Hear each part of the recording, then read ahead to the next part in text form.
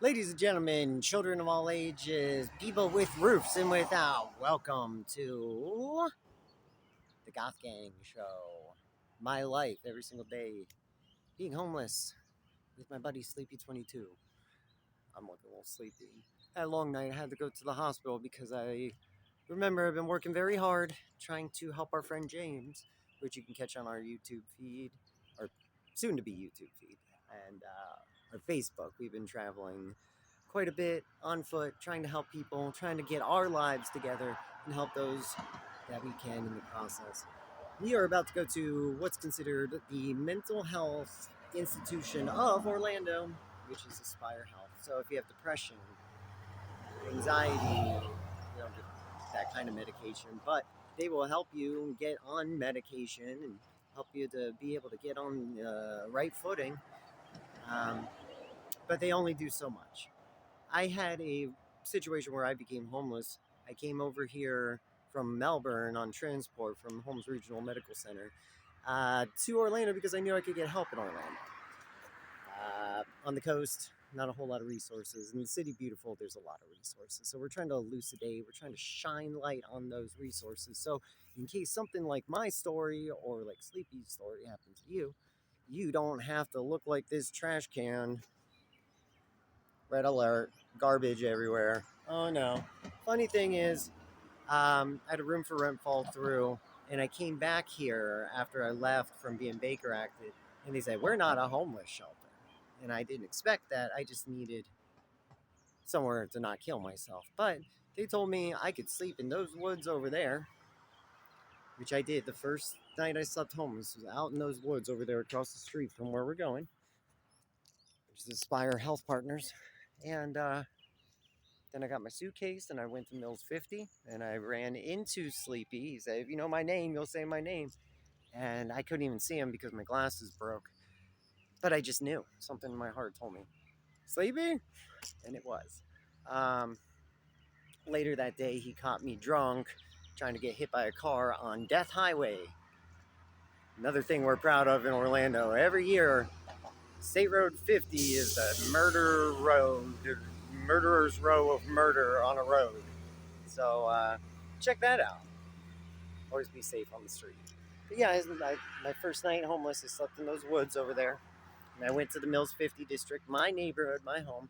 Ran into him, tried to get hit by a car. He tackled me out of the street at like 2 in the morning. He said, "What the fuck is going on with you?" And he taught me how to live on the street for the next 4 months. And there's going to be a twist in the novel that I'm not going to share yet about his situation at that time. He took the time to show me what I needed to do. And in turn, I've been able to be a blessing to him and to people like James and people like you guys who have gotten to watch the footage and comment and engage. Hopefully, our content has been inspiring, trying to document our city before this stupid ass gun law. Basically, no permit, open carry, stand your ground, and what we call the wave, which here is a drug called Molly. Excuse me, my lungs are still clearing out. Um, you can get, and I don't do it. I don't do it. I smoke weed, but everybody does it here on the street because you have to be on some type of wave to live without roof. Um, for me, it's weed. It allows me to get out of the "oh shit, what the fuck is happening right now? What am I gonna do?" mode and into I can do this. I just need to relax, chill, use my best thinking, use my resources, and this is one of those resources. For me, I have clinical depression. When I graduated high school from Melbourne High School, year 2000, I'm 41, and thought we'd have flying cars and all sorts of shit. But I graduated high school. The next day, my best friend hung himself, and then the day after that, I found my dad dead from fatty liver from being an alcoholic at the age of 49. That started my clinical depression and my adulthood.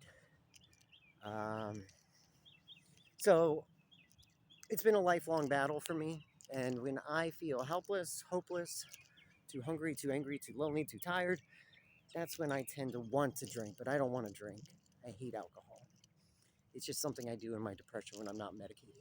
So I'm going to go change that today. I'm going to go get my refills, which means when I left here for my first day in the woods, I've already used up that 30-day script. That was a week in the hospital there, so it's been 5 weeks that I've been under duress. Basically, it's like warfare in a city. Sleeping in a field with one eye open, kind of two guys in a trench looking out for one another, looking out for each other. Sorry, I'm getting winded. But I'm going to take you here. I'm going to show you how you can get the medications that you need for free if you're in a situation like us. I'll see you inside.